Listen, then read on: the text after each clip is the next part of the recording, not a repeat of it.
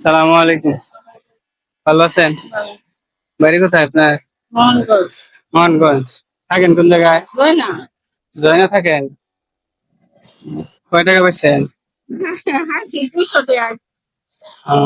আইছেন কোন সময়? আছি 11টার সময়। একা থাকেন? একা তাই না, আপনার ছেলে মেয়ে নাই?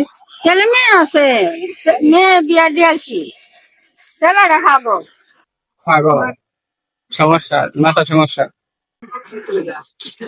দুপুরে খাইছেন? হ্যাঁ, খাইছে সাবু খাইছে।